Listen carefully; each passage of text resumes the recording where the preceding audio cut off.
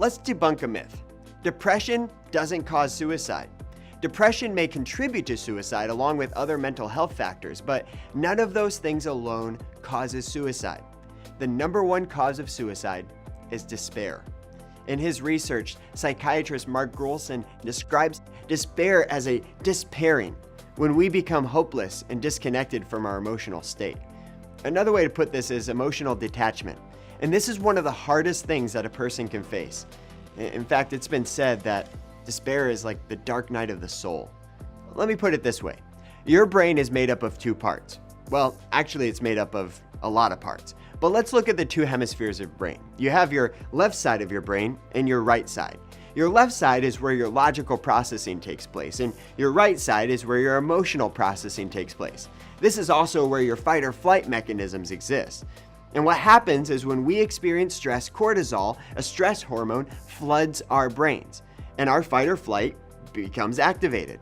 And a constant drip of cortisol causes a detachment. And this despairing matters. Why does it matter? Because we need our logical processing to be able to process our emotions. And when the two sides are detached, we can't do it.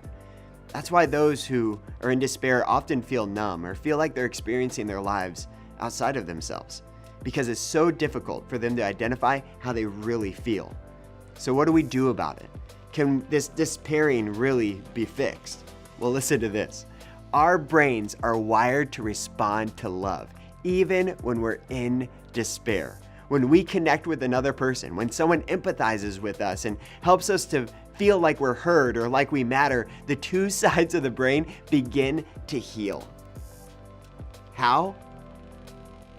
Through empathy, through emotion, through feeling felt. Oxytocin, another hormone responsible for healthy attachment, floods our brain and begins to heal the two sides and bring them back together. So why does this matter? Because the solution to despair, the number one cause of suicide, is as simple as empathy and love.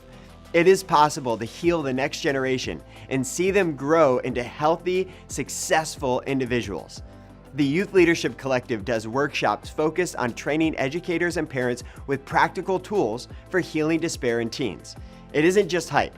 Research shows us that through love and empathy, we can make a difference in the lives of hurting teenagers.